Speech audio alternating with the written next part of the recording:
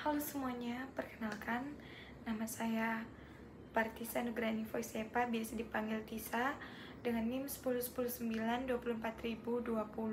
Di sini saya akan mengerjakan video presentasi semua materi matematika diskrit. Materi yang pertama yaitu himpunan atau set. Himpunan adalah kumpulan objek-objek yang berbeda. Objek di dalam himpunan itu disebut unsur, elemen, atau anggota. Cara penyajian himpunan itu ada 4, menggunakan enumerasi, simbol-simbol baku, notasi pembentuk himpunan, atau diagram Venn. Pertama tadi ada enumerasi, contohnya itu himpunan 4 bilangan asli pertama, dituliskan seperti ini. Yang kedua, himpunan 5 bilangan genap positif pertama, dituliskan seperti ini. C sama dengan kucing, A, Amir, 10, paku. Seperti ini. Dan masih banyak lagi. Selanjutnya, enumerasi keanggotaan. Jika ada simbol seperti ini, artinya X merupakan anggota himpunan A. Jika ada simbol seperti ini, maka artinya X bukan merupakan anggota himpunan A.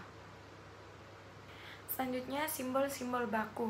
Himpunan yang universal atau biasa disebut dengan himpunan semesta disimbolkan dengan huruf U. Contohnya, U sama dengan buka kurung A,2, 3, 4, 5. Itu adalah himpunan universal atau himpunan semesta. Selanjutnya ada diagram Venn. Contohnya semisal U atau himpunan semesta sama dengan 1,2, 7,8 dan A itu sama dengan 1,2, 3,5 dan B nya itu 2,5, 6,8. Jadi bisa kita tuliskan himpunan diagram Venn nya itu seperti ini. Himpunan dengan kardinal sama dengan 0 disebut dengan himpunan kosong atau null set dengan notasi seperti ini contohnya, atau seperti ini. Himpunan bagian atau subset. Himpunan A dikatakan himpunan bagian dari himpunan B jika dan hanya jika setiap elemen A merupakan elemen dari himpunan B. Dalam hal ini, B dikatakan superset dari A dengan notasi seperti ini. Dan kita dapat menggambarkan diagram Venn-nya seperti ini. Materi selanjutnya yaitu operasi terhadap himpunan. Operasi terhadap himpunan itu ada 6, irisan, gabungan, komplement, selisih, beda setangkup, dan perkalian kartesian. Apa aja sih perbedaannya? Mari kita bahas. Yang pertama ada irisan. Irisan itu simbolnya seperti ini, U tapi kebalik. Jadi kayak N, huruf N.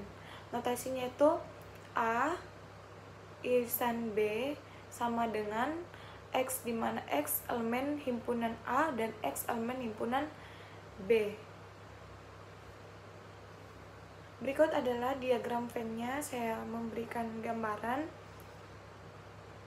Habis itu contohnya, jika A sama dengan 2, 4, 6, 8, dan 10 dan B nya itu 4, 10, 14, dan 18, maka A iris B itu adalah 4 dan 10.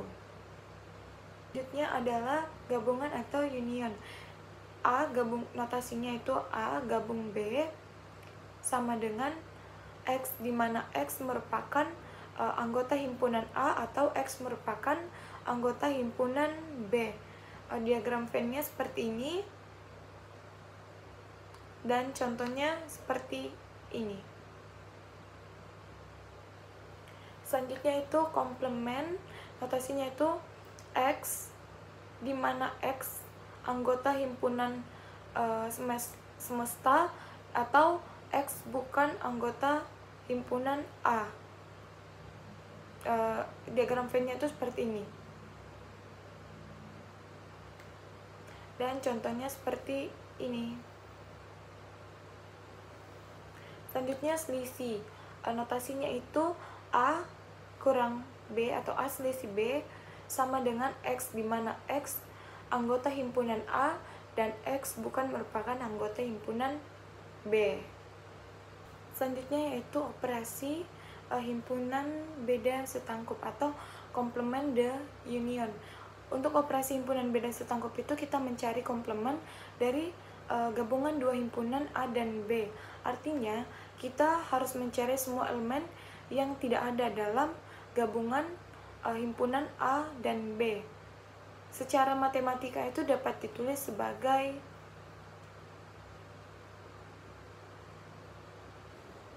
selanjutnya adalah perkalian kartesian.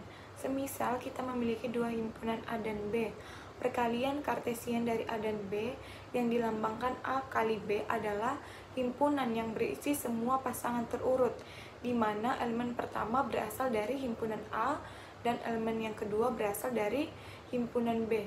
Secara matematis, produk kartesian antara dua himpunan A dan B itu dapat kita definisikan sebagai ini, seperti ini. Artinya A kali B berisi semua pasangan terurut A, B, di mana A itu elemen dari A dan B itu elemen dari B. Saya akan memberikan satu contoh perkalian kartesian. Semisal kita memiliki himpunan A dan B. Ada himpunan A-nya itu 1,2 dan himpunan B-nya itu X, Y. Maka perkaliannya itu A kali B itu 1, Y, 1,X, 2,X, 2,Y. Ini berarti setiap elemen dari himpunan A itu digabungkan dengan setiap elemen dari himpunan B dan membentuk pasangan yang terurut. Selanjutnya kita masuk ke materi diagram Venn dan prinsip inklusi eksklusi. Prinsip ini digunakan untuk menghitung banyaknya elemen yang ada di gabungan dua himpunan, yaitu himpunan A dan himpunan B, dengan memperhatikan elemen-elemen yang ada di irisan kedua himpunan tersebut. Jika kita ingin menghitung jumlah elemen dalam gabungan A gabung B atau union, itu himpunan terdiri dari himpunan elemen A, B, dan keduanya. Maka rumus prinsip inklusi eksklusi adalah mutlak A gabung B sama dengan mutlak A ditambah B dikurang mutlak A iris B, di mana A itu adalah jumlah elemen dalam himpunan A dan B itu adalah jumlah elemen dalam himpunan B. A iris B maksudnya itu jumlah elemen yang ada di irisan A dan B. Berikut saya akan memberikan contoh diagram Venn seperti ini. Selanjutnya kita akan membahas tentang relasi. Relasi adalah konsep yang digunakan untuk menggambarkan hubungan antara dua himpunan atau lebih.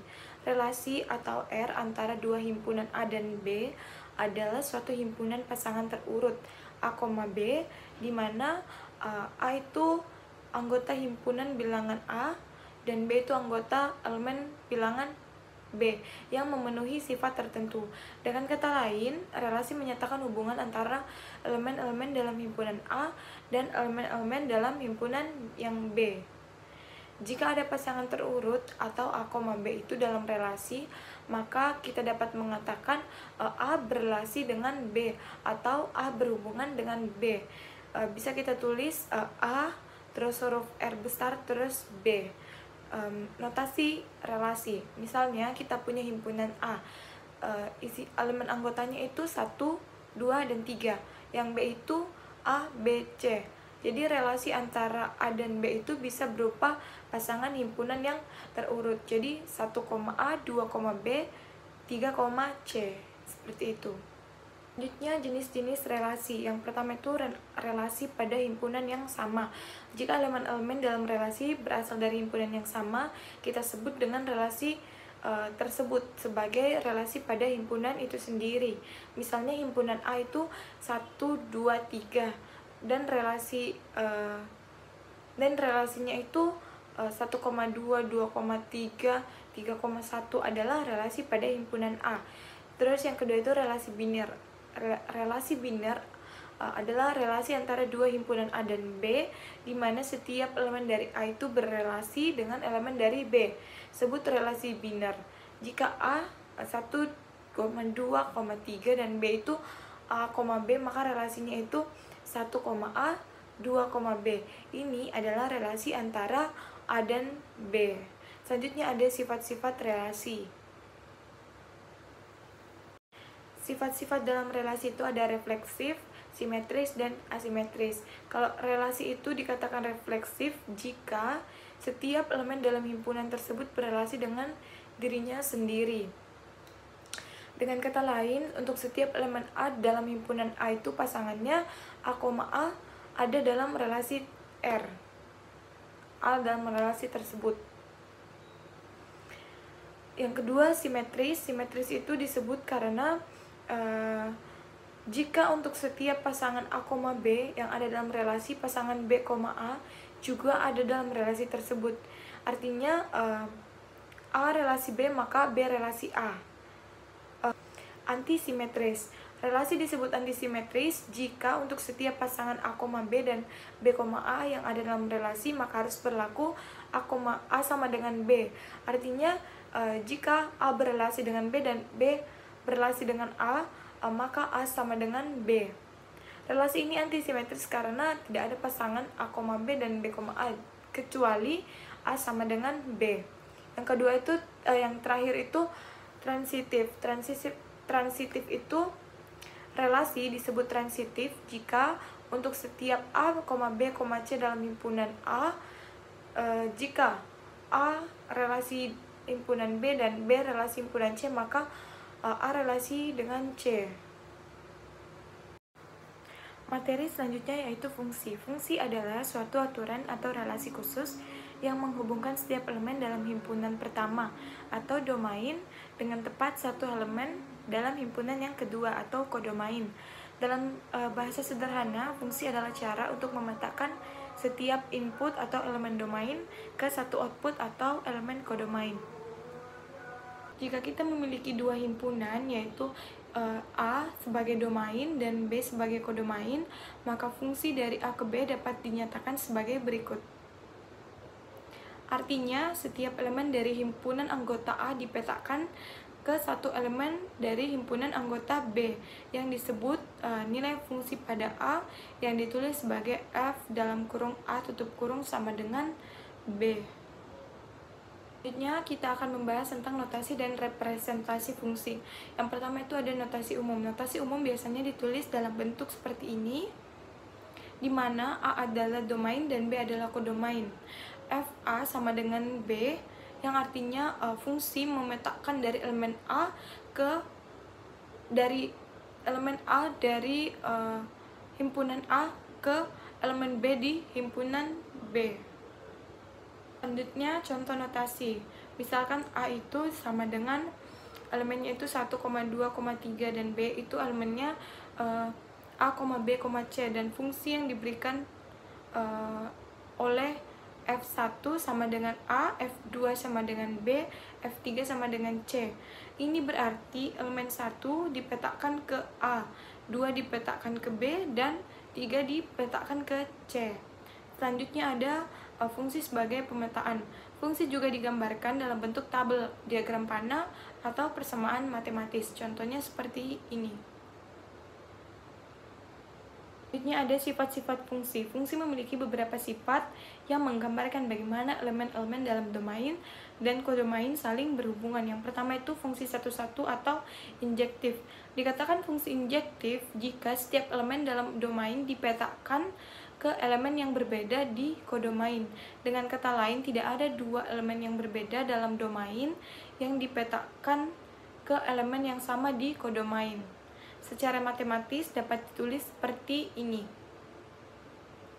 Artinya, jika hasil pemetaan dari A1 dan A2 sama, maka A1 harus sama dengan A2. Contohnya seperti ini. Ini ada fungsi onto atau surjektif. Fungsi ini dikatakan onto jika setiap elemen dalam kodomain memiliki minimal satu elemen di domain yang dipetakan ke elemen tersebut. Dengan kata lain, seluruh kodomain itu terjangkau oleh fungsi tersebut. Secara matematis, fungsi dikatakan surjektif jika untuk setiap himpunan bilangan B ada anggota himpunan bilangan A, sehingga FA sama dengan B. Contohnya seperti ini. Ini ada fungsi 1,1 dan onto atau bijektif. Fungsi disebut bijektif jika fungsi tersebut injektif dan surjektif sekaligus. Artinya setiap elemen dalam domain itu dipetakan ke elemen yang berbeda dalam kodomain, dan setiap elemen dalam domain memiliki tepat satu elemen di domain yang dipetakan kepadanya. Contohnya seperti ini. Selanjutnya ada jenis-jenis fungsi. Yang pertama itu ada fungsi identitas. Fungsi identitas adalah fungsi di mana setiap elemen dalam domain dipetakan ke dirinya sendiri. Fungsi ini sering dilambangkan dengan contohnya fx sama dengan x. Fungsi ini adalah identitas karena setiap elemen di domain tetap dipetakan ke dirinya sendiri. Ada fungsi konstan. Fungsi konstan adalah fungsi yang memetakan semua elemen domain ke satu elemen tetap di kodomain. Artinya tidak peduli berapa banyak elemen dalam domain, semuanya dipetakan ke nilai yang sama. Contohnya seperti ini. Lanjut, ada fungsi eksponensial, fungsi kuadrat, logaritma, dan fungsi linear. Domain dan kodomain dalam fungsi. Domain itu himpunan semua nilai yang dapat dimasukkan ke dalam fungsi atau input. Sedangkan kodomain itu adalah himpunan semua kemungkinan hasil dari fungsi atau output. Domain itu semua bilangan real karena kita dapat memasukkan sembarang angka ke dalam fungsi ini. Kalau kodomain itu semua bilangan real yang lebih besar atau sama dengan 0 karena hasil dari kuadrat selalu positif atau 0. Selanjutnya kita akan membahas tentang permutasi. Apa sih permutasi itu? Permutasi adalah jumlah urutan berbeda dari pengaturan objek-objek. Permutasi adalah pengaturan atau penyusunan elemen-elemen dari suatu himpunan yang berbeda dalam urutan tertentu. Kata lainnya itu permutasi adalah cara untuk menyusun elemen-elemen sebuah himpunan sehingga urutannya itu penting. Misalnya, jika kita memiliki himpunan A itu anggotanya itu A, B, dan C. Maka permutasi dari himpunan tersebut adalah susunan yang berbeda dari elemen-elemen tersebut. A kan tadi A, B, C. Urutannya kan ada A, B, C. Jadi permutasinya itu bisa kita tulis B, A, C karena urutannya itu berbeda. Selanjutnya notasi permutasi. Jumlah permutasi dari n objek yang berbeda disebut dengan P dalam kurung n tutup kurung dan dihitung menggunakan rumus Pn sama dengan n faktorial sama dengan n dikali dalam kurung n dikurang 1 dikali n dikurang 2 dikali bla bla bla dikali 1, dimana n kalau n terus huruf n terus ada kayak tanda seru dibaca itu n faktorial adalah hasil perkalian semua bilangan bulat positif dari 1 hingga n. Contohnya seperti ini. Rumus n faktorial menghitung seluruh permutasi atau susunan yang mungkin dari n objek. Selanjutnya ada permutasi dengan elemen yang tersisa. Terkadang itu kita hanya ingin menyusun sebagian dari elemen yang ada dalam himpunan. Misalnya, jika kita memiliki n elemen dan kita hanya ingin memilih dan menyusun menjadi r elemen, maka jumlah permutasi yang bisa dibuat adalah menggunakan rumus P n, r sama dengan n faktorial bagi n dikurang r faktorial, di mana n-nya itu adalah jumlah total elemen dari himpunan, jumlah total elemen dalam himpunan. Terus r-nya itu jumlah elemen yang kita pilih atau yang mau kita susun. Selanjutnya contoh permutasi dengan elemen yang tersisa. Semisal kita memiliki himpunan A. Himpunan A itu elemennya 1, 2, 3, 4 dan kita ingin memilih atau menyusun menjadi 2 elemen, jadi R-nya itu sama dengan 2. Maka jumlah permutasi yang bisa kita buat itu P4,2, dimana N-nya itu 4 dan R-nya itu 2. Jadi 4 faktorial per 4 dikurang 2 faktorial sama dengan 4 kali 3 kali 2 faktorial per 2 faktorial sama dengan 12. Jadi permutasi yang mungkin dari himpunan A yang terdiri dari 2 elemen adalah 1,2, 1,3, 1,4, 2,1, 2,3, 2,4, 3,1, 3,2, 3,4, 4,1, 4,2, dan 4,3. Selanjutnya ada permutasi dengan elemen yang sama. Jika suatu himpunan memiliki elemen-elemen yang identik atau berulang, maka jumlah permutasi yang dapat dihasilkan harus memperhitungkan perulangan elemen tersebut. Agar tidak terhitung 2 kali, dalam hal ini kita menggunakan rumus permutasi dengan elemen yang sama sebagai berikut. Jadi P kayak gini, seperti ini, di mana N adalah jumlah total elemen dan N1, N2, dan N seterusnya itu adalah jumlah masing-masing elemen yang identik dalam himpunan. Contohnya seperti ini. Selanjutnya ada sifat-sifat permutasi. Yang pertama itu urutan penting. Dalam permutasi, urutan atau susunan elemen itu sangat penting. Contohnya permutasi A, B itu berbeda dengan B, A. Yang kedua itu ada faktorial. Faktorial digunakan untuk menghitung jumlah permutasi dari n objek. Faktorial ini menghitung semua cara untuk menyusun n objek. Yang ketiga itu ada pengulangan elemen. Jika ada elemen-elemen yang berulang dalam himpunan, kita harus membagi jumlah permutasi dengan faktorial dari jumlah pengulangan tersebut untuk menghindari perhitungan yang ganda. Selanjutnya adalah kombinasi. Kombinasi adalah cara untuk memilih beberapa elemen dari suatu himpunan tanpa memperhatikan urutannya. Dalam kata lain, dalam kombinasi hanya elemen yang terpilih yang dihitung, sedangkan urutannya itu tidak penting. Semisalnya jika kita memiliki himpunan A itu elemennya 1, 2, 3, maka kombinasi dua elemen yang dapat dipilih dari himpunan tersebut adalah 1,2, 1,3, atau 2,3. Urutan pemilihan itu tidak penting, sehingga 1,2 dianggap sama dengan 2,1. Notasi kombinasi. Kombinasi dari R, elemen dari N, elemen dengan R itu lebih kecil sama dengan N, dilambangkan dengan simbol C, N, R atau NR, yang dikenal juga dengan sebutan koefisien binomial. Formula untuk menghitung kombinasi adalah seperti berikut ini, di mana N adalah jumlah total elemen dalam himpunan dan R adalah jumlah elemen yang ingin dipilih. N faktorial adalah perkalian semua bilangan bulat dari 1 sampai N, dan R faktorial itu adalah N dikurang R faktorial, itu selisih dari N dan R. Selanjutnya penjelasan formula kombinasi. Rumus NR adalah menggambarkan jumlah cara untuk memilih R dari elemen N tanpa memperhatikan urutannya. Pembagian dengan R faktorial dan N kurang R faktorial menghilangkan perbedaan urutan yang akan dihasilkan jika kita menghitung permutasi.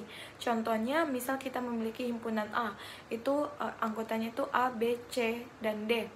Dan kita ingin memilih 2 elemen dari himpunan ini, maka kombinasi yang bisa kita buat adalah C 4,2 sama dengan 4 faktorial per 2 faktorial dikali 4 dikurang 2 faktorial sama dengan 4 kali 3 kali 2 faktorial per 2 faktorial kali 2 faktorial. 2 faktorialnya bisa habis, jadi 4 kali 3 per 2. Jadi 12 per 2 sama dengan 6. Jadi ada 6 kombinasi yang mungkin, yaitu A, B, A, C, A, D, B, C, B, D, dan C, D. Selanjutnya ada sifat-sifat kombinasi. Sifat yang pertama itu kombinasi dengan elemen yang sama. Jika ada pengulangan elemen dalam himpunan, kombinasi akan tetap dihitung berdasarkan elemen yang berbeda. Kombinasi tidak terpengaruh oleh pengurutan elemen yang dipilih. Yang kedua itu ada kombinasi terbalik. Dalam kombinasi ini urutan pemilihan tidak penting sehingga NR sama dengan N kurang R. Artinya, memilih R elemen dari N elemen sama saja dengan memilih N kurang R elemen yang tidak dipilih. Contohnya seperti ini. Kedua kombinasi ini memiliki hasil yang sama karena memilih 3 elemen dari 5 elemen yang sama dengan memilih 2 elemen yang tidak dipilih. Selanjutnya ada kombinasi identik. Kombinasi identik itu jika jumlah elemen yang dipilih adalah 0 atau jumlah elemen yang dipilih sama dengan jumlah total elemen dalam himpunan, maka hasil kombinasinya itu 1. Artinya N0 sama dengan N kombinasi 0 itu sama dengan 1, yaitu satu cara untuk memilih tidak ada elemen, atau N kombinasi N itu 1. Maksudnya itu satu cara untuk memilih semua elemen. Yang selanjutnya ada kombinasi dari N elemen dengan R elemen yang sama. Jika elemen-elemen yang dipilih ada yang sama, maka kita harus menggunakan kombinasi dengan pengulangan. Misalnya dalam kasus memilih elemen dalam himpunan yang mengandung pengulangan atau elemen yang identik, kita akan menggunakan rumus kombinasi dengan pengulangan. Berikutnya, saya akan memberikan satu contoh soal kombinasi. Bunyinya dari 5 orang A, B, C, D, E. Itu berapa banyak cara yang dipilih untuk memilih 3 orang untuk tim. Kan kita ketahui tadi itu N-nya kan 5, terus R-nya kan 3. Jadi kita langsung masukkan angka ini ke rumus kombinasi. Kombinasi 5,3, kombinasi 5 faktorial per 3 faktorial dikali 5 kurang 3 faktorial. Jadi 5 kali 4 kali 3 faktorial per 3 faktorial kali 2 faktorial.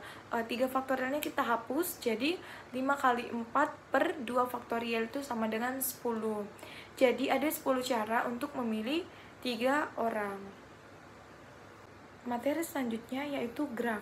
Graf digunakan untuk mempresentasikan objek-objek diskrit dan hubungan antara objek-objek tersebut. Saya akan memberikan sebuah graf yang menyatakan peta jaringan jalan raya yang menghubungkan sejumlah kota di Provinsi Jawa Timur. Seperti ini. Jenis-jenis graf. Berdasarkan ada tidaknya gelang atau sisi ganda pada suatu graf, maka graf itu digolongkan menjadi 2 jenis. Yang pertama itu graf sederhana, dan yang kedua itu graf tidak sederhana. Graf sederhana atau simple graph adalah graf yang tidak mengandung gelang maupun sisi ganda, dinamakan graf sederhana. G1 adalah contoh graf sederhana. Berikut adalah gambarnya. Selanjutnya graf tak sederhana. Graf yang mengandung sisi ganda atau gelang dinamakan itu graf tak sederhana. G2 dan G3 adalah contoh graf yang tidak sederhana. Gambarnya seperti ini. Selanjutnya ada graf berarah dan ada yang tak berarah. Graf berarah itu pada graf berarah, sisi memiliki arah tertentu yang biasanya digambarkan dengan panah. Misalnya dalam jaringan komputer, satu perangkat yang mengirimkan data ke perangkat lain bisa digambarkan sebagai sisi berarah. Dalam graf ini setiap sisi dari simpul U ke simpul V ditulis sebagai U, V, yang berarti ada sisi yang mengarah dari simpul U ke simpul V. Contoh, jika ada sisi dari simpul A ke simpul B, maka arah perjalanan hanya dari A ke B, bukan sebaliknya.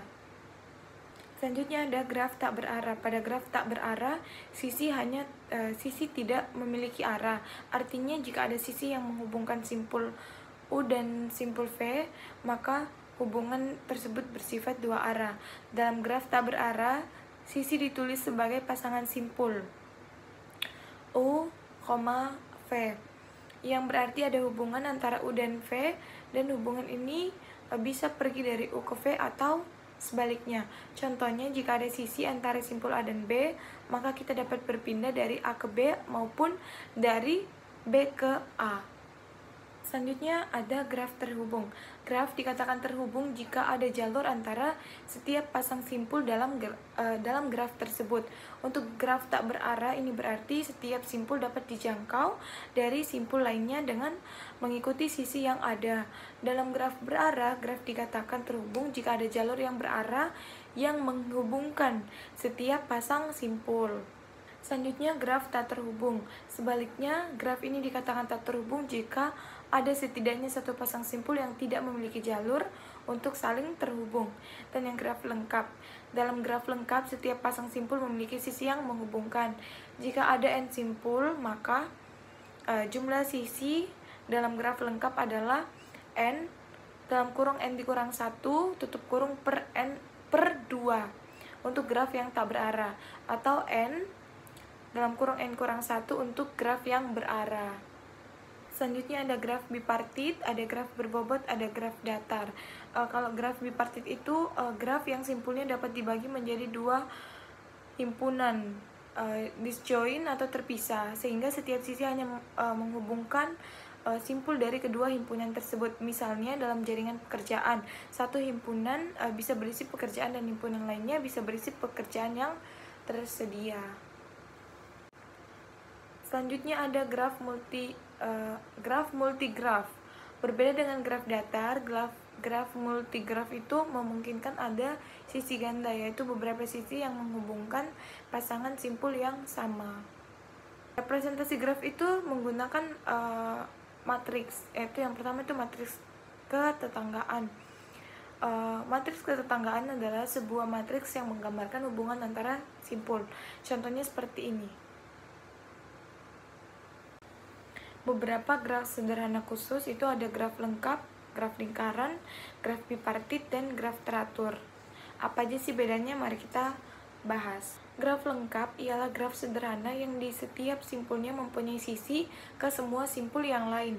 Graf lengkap dengan n buah simpul dilambangkan dengan Kn. Jumlah sisi pada graf lengkap yang terdiri dari n buah simpul adalah n dalam kurung n kurang 1 tutup kurung per 2. Jadi kalau cuma titik itu adalah simpul, dan kalau garis itu namanya sisi. Titik itu simpul dan garis itu sisi.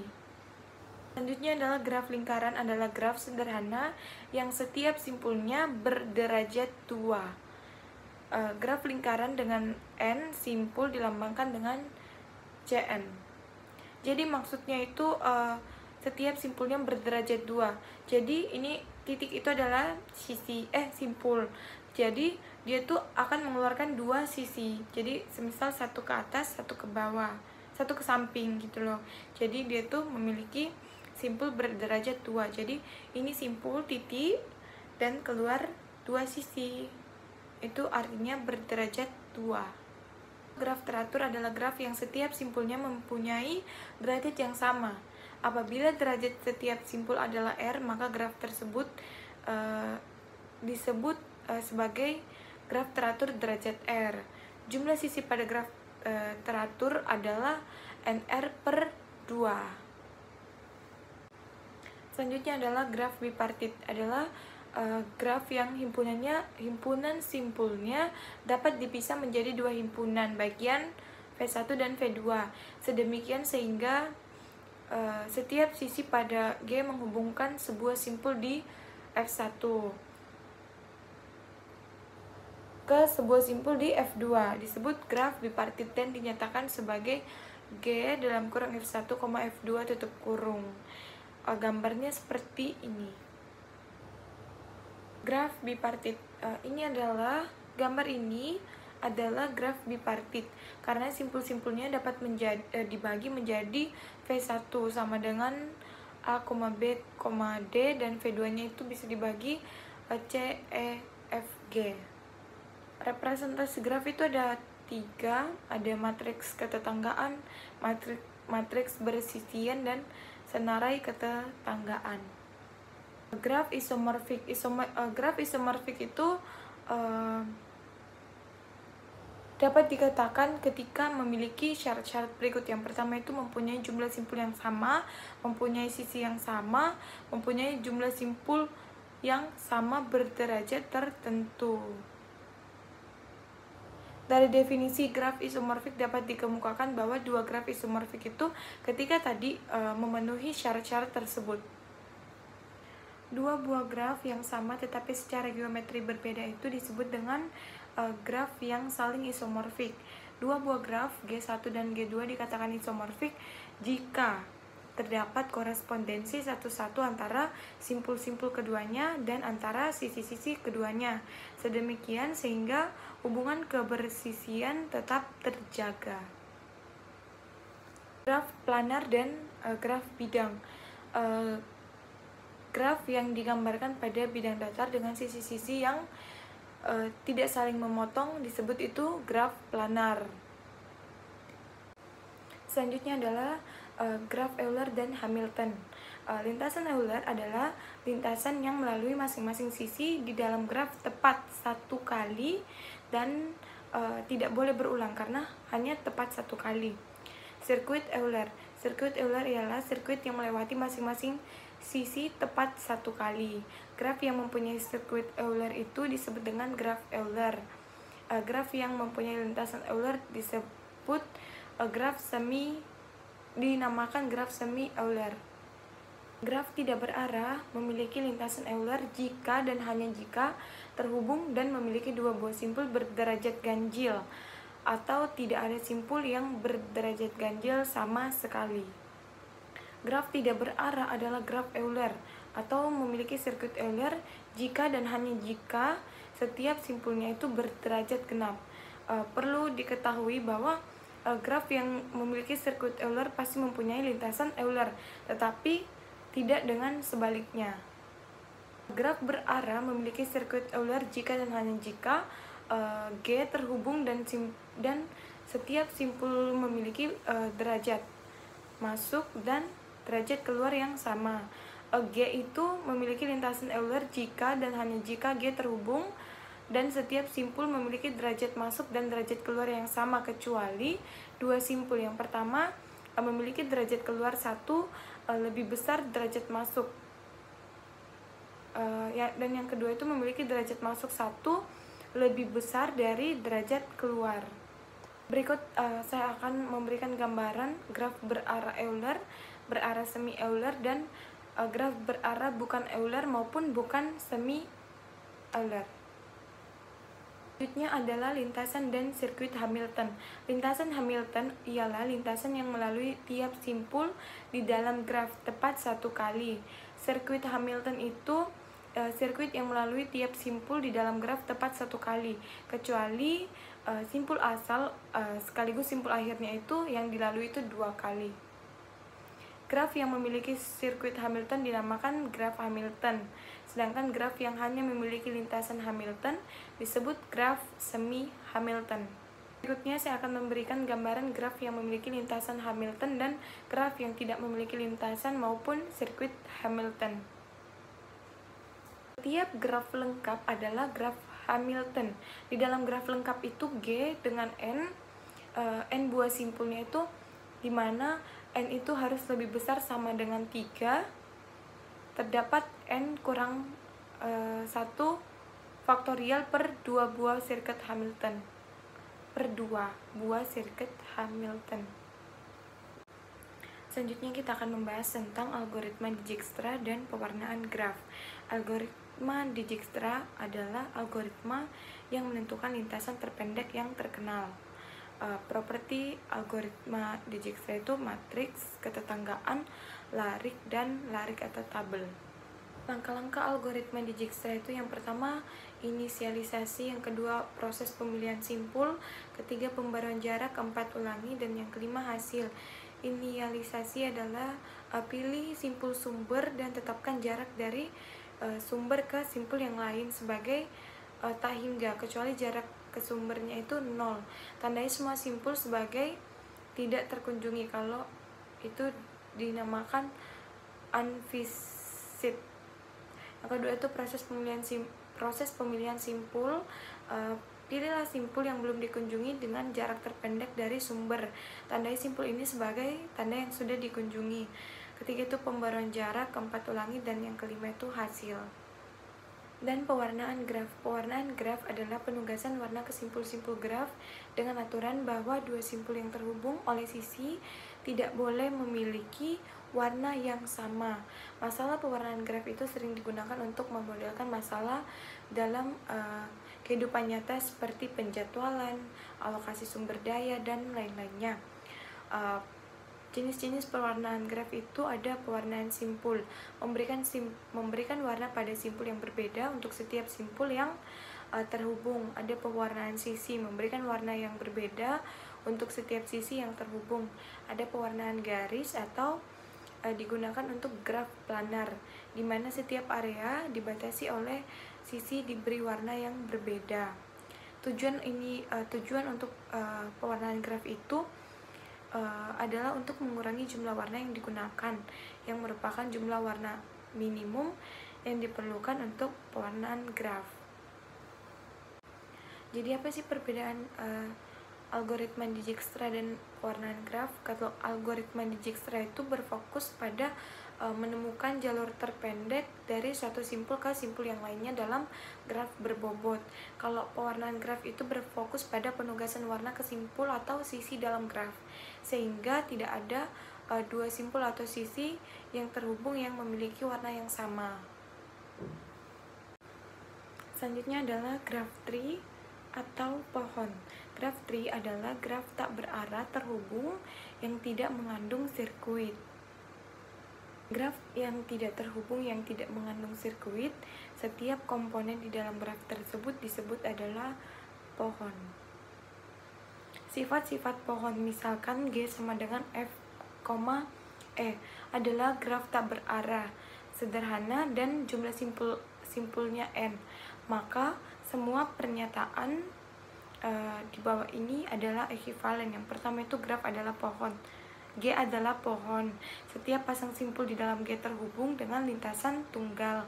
Graf terhubung dan memiliki M sama dengan N dikurang 1 buah sisi. G tidak mengandung sirkuit dan M sama dengan N kurang 1 buah sisi. G tidak mengandung sirkuit dan penambahan satu sisi pada graf akan membuat hanya satu sirkuit. G terhubung dan semua sisinya adalah jembatan.